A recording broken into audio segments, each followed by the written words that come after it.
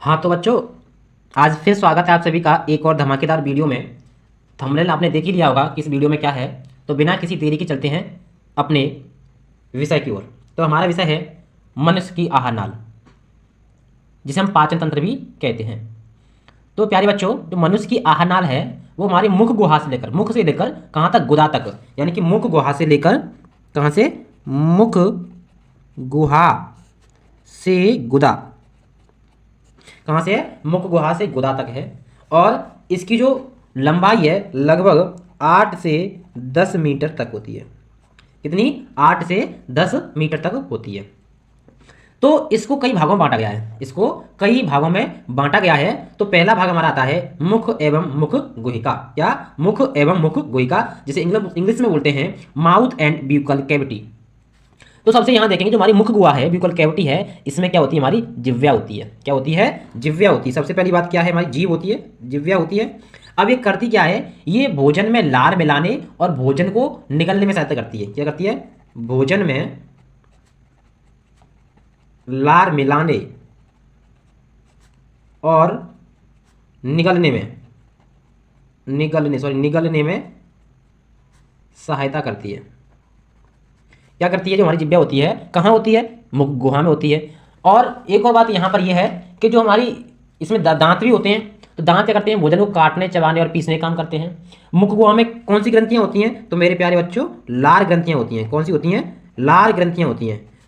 लार ग्रंथियाँ होती हैं तो इनमें से क्या निकलती है? लार निकलती है। लार ग्रंथियों से लार निकलती है। और लार में श्लेष्म और टाइलिन, क्या होता है? श्लेष्म और टाइलिन नामक एंजाइम पाया जाता है। अब आगे चलते हैं। इसका अगला भाग होता है हमारा ग्रिशनी। क्या है? ग्रिशनी, जिसे हम फेरिंक्स भी कहते हैं। क्या कहते हैं मेरे प्यारे बच्चों? फेरिंक्स भी कहते हैं।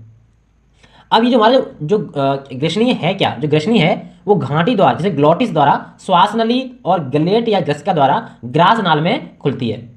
घाटी द्वार पर उपास्थ का एक बना घाटी ढापन या एपिग्लोटिस होता है। क्या होता है बेटा? एपिग्लोटिस होता है। एपिग्लोटिस,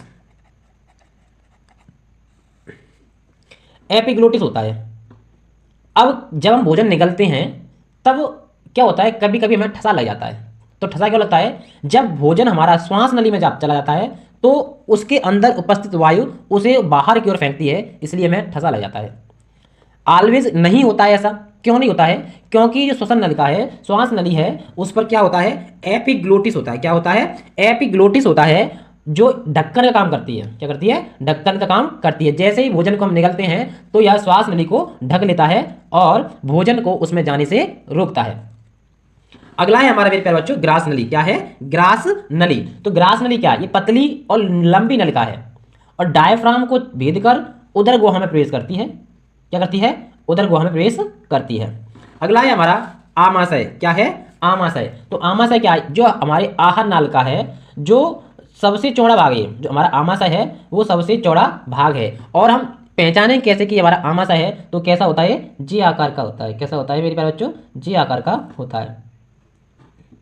अब इसमें क्या पाया जाता है आमाशय में? तो आमाशय में हमारा HCl पाया जाता है, पेप्सिन पाया जाता है और रेनिन पाया जाता है। HCl क्या करता है मेरे प्यारे बच्चों? HCl भोजन को सड़ने से बचाता है। भोजन को सड़ने से बचाता है, उसे अम्लीय बनाता है। और क्या करता है मेरे प्यारे बच्चों? और ये करता है कि भोजन के साथ आए हार्मफुल, खतरनाक या हानिकारक जीवाणुओं को नष्ट कर देता है। और साथ ही साथ पेप्सिन और रेनिन को भी क्या करता है? एक्टिव करता है। पेप्सिन क्या करता है मेरे प्यारे बच्चों? पेप्टिन प्रोटीन को पेप्टॉन से परिवर्तित करता है। पेप्सिन प्रोटीन को पेप्टॉन्स में बदलता है। क्या करता है? पेप्टॉन्स में बदलता है। और रेनिन क्या करता है? जो दूध से प्रोटीन को क्या करता है? अलग करता है। अब बात करते हैं छोटी आंत। क्या करते हैं मेरे प्यारे बच्चों? छोटी आंत की बात करते हैं। तो छोटी आंत ये सबसे जो हमारा क्या कहते हैं, हमारा जो आहार नाल है उसका लगभग 6.5 मीटर लंबी होती है। कितना? 6 आहार नाल का सबसे लंबा भाग क्या है? हमारा छोटी आंत है। ये पतली और लंबी होती है, इसलिए इसे छोटी आंत कहते हैं। इसको 3 भागों में बांटा गया है मेरे प्यारे बच्चों। कितने में? 3 भागों में बांटा गया है। नंबर 1 ग्रहणी, जिसे हम क्या बोल देते हैं? डियोडिनम। क्या बोल देते हैं? डियोडिनम। और नंबर 2 होता है जेजुनम। जेजुनम और नंबर 3 होता है इलियम। क्या होता है? इलियम। तो कहते हैं कि जो हमारे भोजन का जो संपूर्ण पाचन है, पूरी तरह से पाचन होता है, कहाँ होता है? छोटी आंत में होता है। और छोटी आंत किस भाग में होता है? ग्रहणी में होता है। किस में होता है? ग्रहणी में होता है। और भोजन का जो अवशोषण होता है, भोजन का जो अवशोषण होता है वो कहाँ होता है मेरे प्यारे बच्चों? इलियम में होता है। कहाँ होता है? इलियम में होता है। एक और खास बात, जो हमारे शाकाहारी होते हैं और मांसाहारी होते हैं, जो जीव शाकाहारी जीव होते हैं उनकी छोटी आंत बड़ी, और मांसाहारी जो होते हैं उनकी छोटी आंत छोटी होती है। लंबाई में छोटी आंत किसकी बड़ी होती है? शाकाहारी की। यानी कि मांसाहारी की अपेक्षा शाकाहारी जीवों की छोटी आंत बड़ी होती है। अब बात करते हैं बड़ी आंत की। जो बड़ी बड़ी आंत है तो क्या है? ये लंबाई में छोटी है लेकिन चौड़ाई में बड़ी है। क्या है? लंबाई में छोटी है लेकिन चौड़ाई में बड़ी है।